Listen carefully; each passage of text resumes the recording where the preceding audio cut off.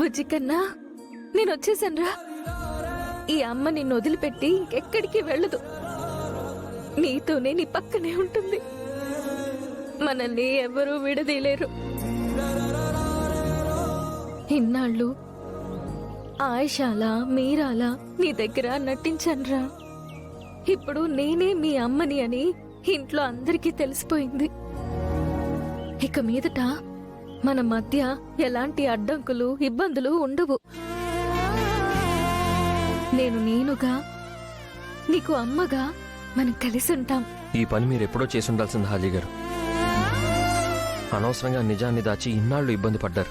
నిజం చెప్పడానికి భయపడ్డానండి. నాతో చెప్పడానికి కూడా భయపడ్డారా? అయినా మీరు నాతో చెప్పకపోతే నేను అర్థం చేసుకోలేనా హాజీ గారు? నేను మీ గురించి ఎంతో ఆలోచించిన వాణ్ణి. మీ చుట్టూ ఏం జరుగుతుందో నేను తెలుసుకోలేనా? మీతో మా నాన్నమ్మ చేయించుకున్న అగ్రిమెంట్ గురించి మీ మావయ్య నాతో చెప్పారు. కానీ అప్పటికి ఆలస్యమైంది. మీరు వెళ్ళిపోయారు. మీతో చెప్పొద్దని నేను మావయ్యకి చెప్పానే. ఏం జరిగినా నువ్వు ఇంట్లోంచి వెళ్ళొద్దని నేను కూడా నీతో చెప్పాను. కానీ నువ్వు నా మాట విన్నావా అమ్మా? గౌతమ్ బాబుతో కూడా చెప్పకుండా ఈ ఇంట్లోంచి వెళ్ళిపోయావు.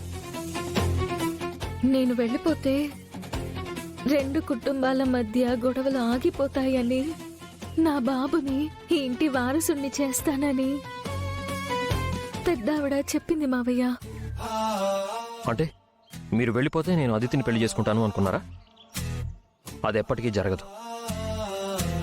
ఈ జన్మకు మీరే నా భార్య.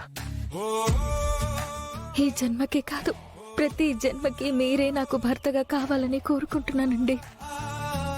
ఇంకెప్పుడు ఇలా చేయకమ్మా. నువ్వు లేక గౌతమ్ బాబు చిన్నబాబు ఎంతో ఇబ్బంది పడ్డారు. లేదు మావయ్య, ఇక ఇంటిని గౌతమ్ గారిని బాబుని వదిలి వెళ్లే ప్రసక్తే లేదు. ఇది నా కుటుంబం.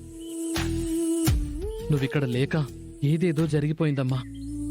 పోన్లే, చివరికి మంచే జరిగింది. నువ్వు ఈ ఇంటి పరువు కాపాడావు. అర్జున్ సార్ జైలుకి వెళ్లకుండా ఆపగలిగావు. అంతేనా రాజుగారు? ఈ ఇంటి కోడలిగా, నా భార్యగా, బాబుకి తల్లిగా తన గౌరవాన్ని తాను కాపాడుకుంది. తనని చూస్తుంటే నాకు చాలా గర్వంగా ఉంది. ఈ గౌరవాన్ని నిలబెట్టుకుంటానండి. అదితి లాంటి స్వార్థపరురాల్ని, దుర్మార్గురాల్ని